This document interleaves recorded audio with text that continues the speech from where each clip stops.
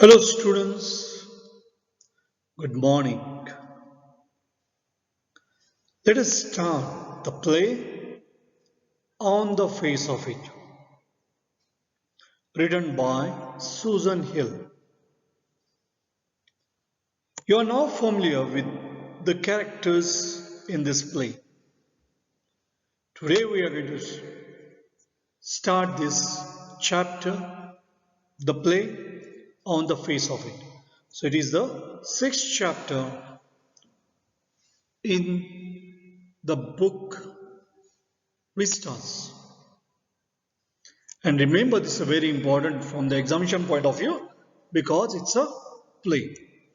And here there is a story of a teenage boy, Derry, who has a burnt face. Then there is one more character, very important character, that is of Mr. Lamb. He is a disabled old man with an artificial leg made of tin. Now, Derry happens to enter into the garden, which was owned by Mr. Lamb. And he wants to be away from all others. He wants to hide from people because he feels that because of his ugly face, people hate him. But Mr. Lamb welcomes him when he sees him. And he is quite surprised.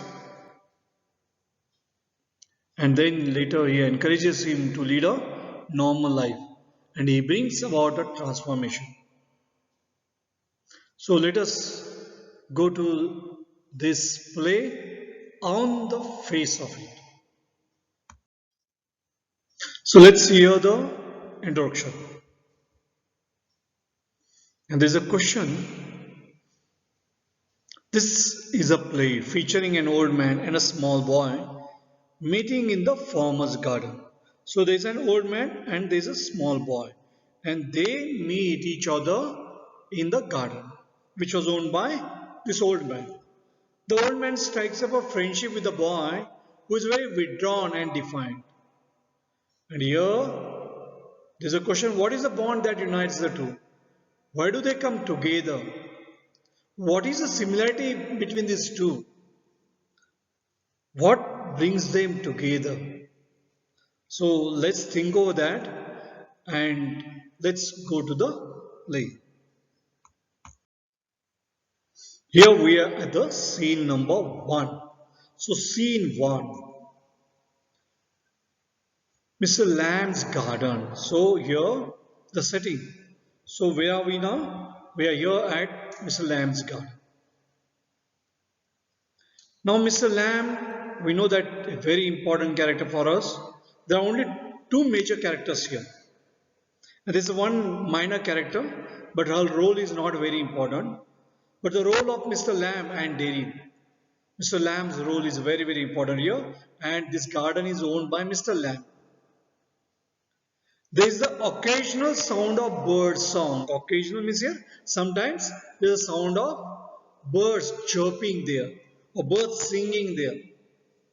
And of trees, leaves rustling. So tree leaves rustling. Rustling sound, the sound that is produced by the leaves of the trees rustling. There footsteps are heard as he walks slowly and tentatively, very hesitantly he is walking there through the long grass. So grass grown up, very long, okay, tall grass. He pauses, then walks on again. He comes around a screen of bushes.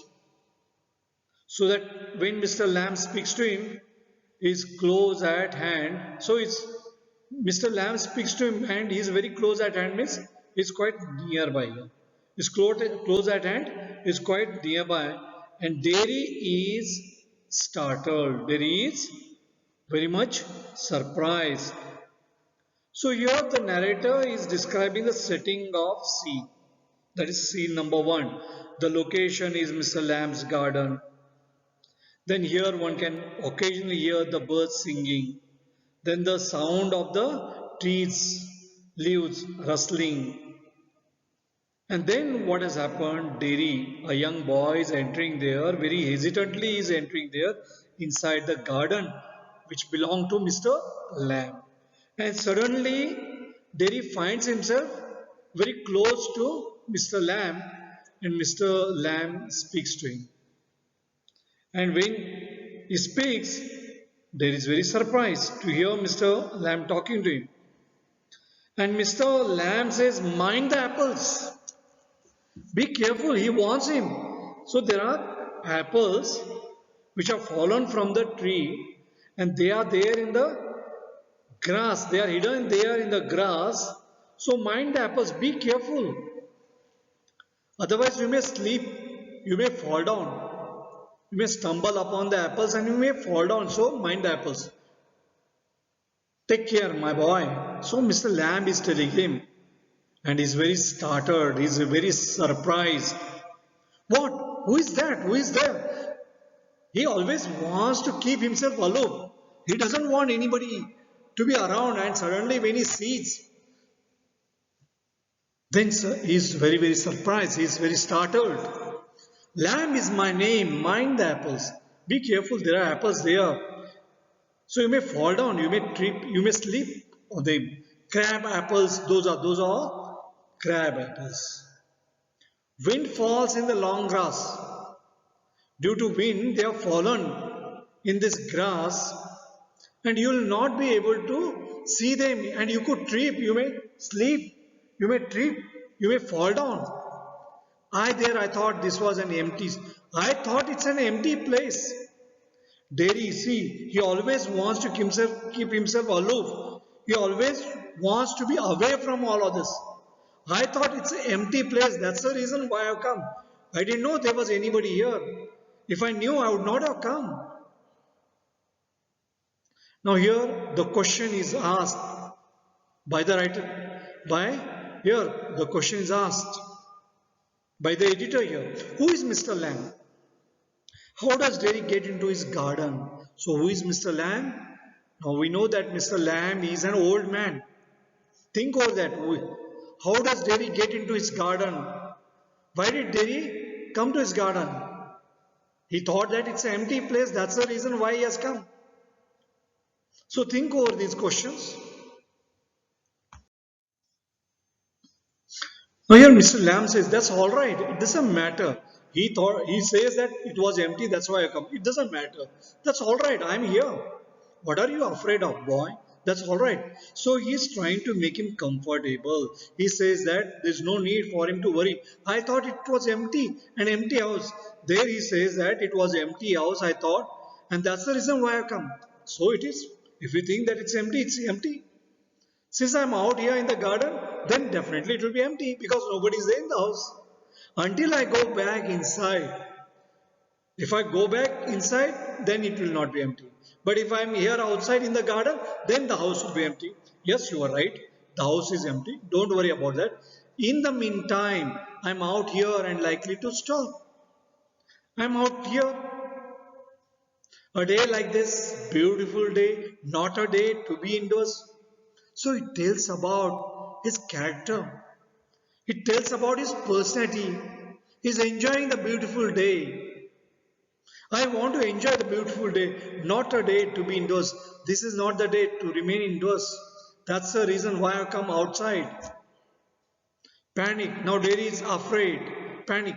I've got to go. I want to go. Not on my account. Not because of me. So he says, you don't have to be afraid. I don't mind who comes into the garden. It doesn't matter who enters into my garden, who comes to my garden. The gate is always open. So that means he's very happy. Mr. Lamb is very happy. It is not to catch this boy. He has come over there. He feels that the day is very beautiful. And that is the reason why he has not remained indoors. And who else is there? Nobody else is there.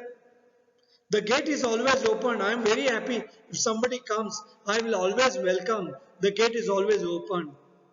Only you climb the garden wall. There was no need for you to climb the garden wall. You have climbed the garden wall. And Dairy is very angry. You are watching me? So very suspicious nature. Mr. Lamb says, I saw you. But the gate is open, all welcome. See here, gate is open. I saw. Gate is open. You're welcome. I sit here. I like sitting. I would not come to steal anything. I have not come to steal anything. Now, Mr. Lamb has not told anything about stealing. But very suspicious. And here he says, I have not come here to steal anything. No, no. The young lads steal. Scrump the apples. The young ones, they are the ones who steal. You're not very young. You're not so young. You are not the kind of fellow who will steal those things. Don't worry about that. And you don't have to think about all that. So here, scrump the apples, steal the apples.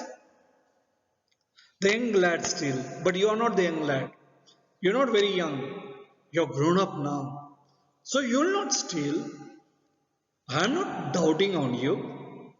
So he's trying to make him very comfortable. And then you see the way he's reacting. He gets angry for being pointed that he had jumped from the wall. And he says that I have not come here to steal these apples. And then Mr. Lamb is trying to make him comfortable. He says that you won't steal the things.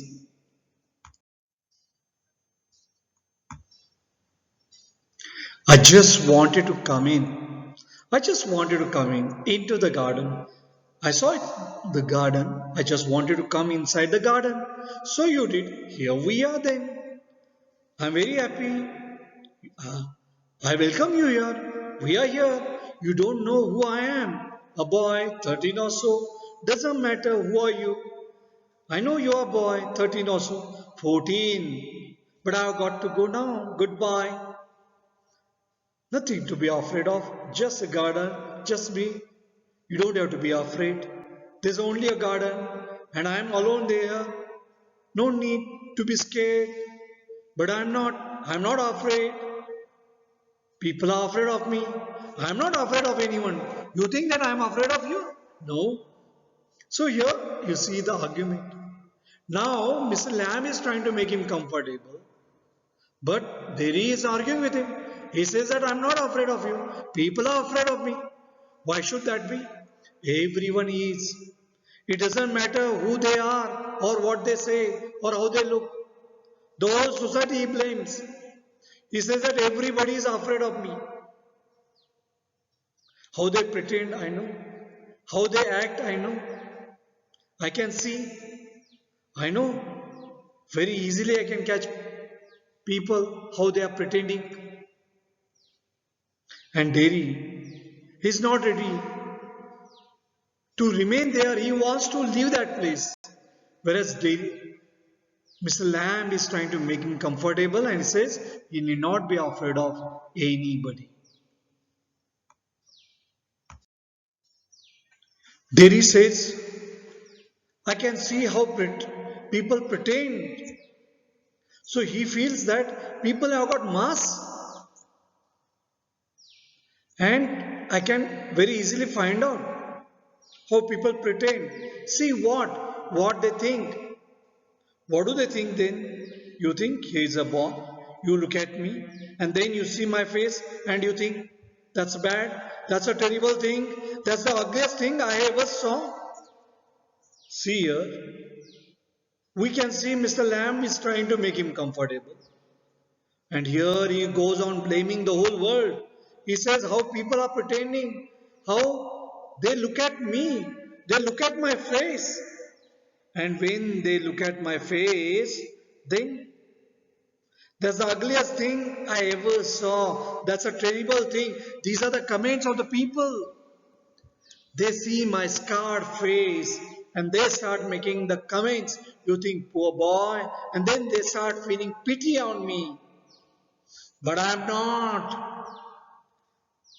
Now when they feel, then he says, I am not poor. Underneath, you are afraid. Actually, those people are afraid. When you really go deep down, you'll find that those people are afraid. They are pretending. I am not afraid.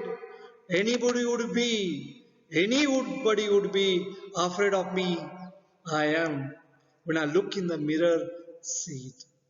I am afraid of me. I really feel afraid of myself. When I see my face, when I see my ugly face, when I see my scarred face. But you, like those people, you also pretending he's blaming him.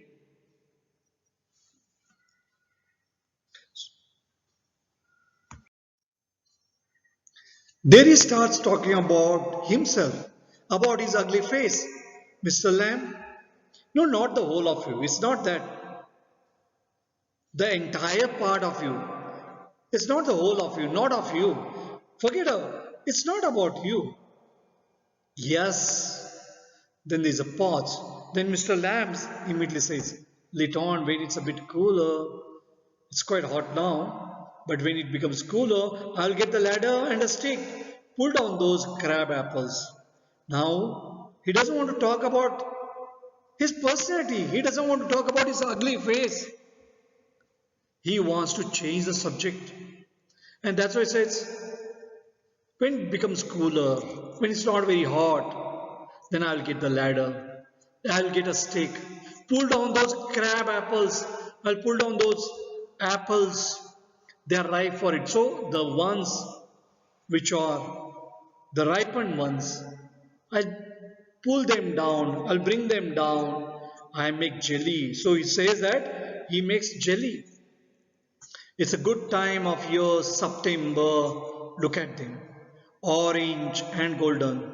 Now they are ripened one now. So this is the right season now. That's a magic fruit. These apples is a really magic fruit. He can make a jelly. I often say, but it's a best picked and made into jelly. You could give me a hand and you can lend me a hand. You can help me for that. What have you changed the subject for? So Derry is obsessed about himself. His ugly face, his scarred face, his burnt face, nothing else. He wants to talk. He just wants to talk how the people comment about his ugly face. But now here, Mr. Lamb says, the day is beautiful. When it becomes cooler, we'll pull down those apples. You give me a helping hand. We'll together work. And those ripened ones, we'll pull them down. I'll make a jelly out of those apples. And you can give me a helping hand. What have you changed the subject for? People always do that. Why don't you ask me? Why do you do what they all do and pretend it isn't true and isn't there? Why are you pretending like other people? Why people keep on asking about that? Why are you changing that subject? Isn't it true? In case I see you looking and mine and get upset, you keep on looking at me and you think I'll get upset. So now Terry is pointing him that he is changing its subject just like other people do. And he added that Mr. Lamb didn't ask him about his face because he was afraid of asking about it. And Derry got annoyed and said that he did not like the company of people. He did not like to be with people. I'll tell you, don't ask me because you are afraid. You are afraid. That's why you're not asking about my ugly face. Okay, Mr. Lamb says, you want me to ask? Okay, you want me to ask. So, okay, he wants to tell about himself. Say so then, okay. Then in that case, you tell. I don't like being with people. I don't like anybody's company, any people. I should say, to look at it. Okay, fine. I should say, you got burned in a fire. Probably your face, probably it must have got burned in a fire. Not in a fire. I got acid all down that side of my face and burnt it all away. It ate my face up. What ate up? Acid ate up. And it got, so he got burnt face. It ate me up. And now it's like this. And it won't ever be any different. It will be like this. Burnt face. So he is now telling, Terry told him that it was due to acid that he had burnt face. And he was sad that he kept on repeating that acid ate his face and that it he would never get cured of it. It won't ever be any different. It will remain like that only. It will remain as burnt face. We'll continue the story in the next session. Thank you. Goodbye.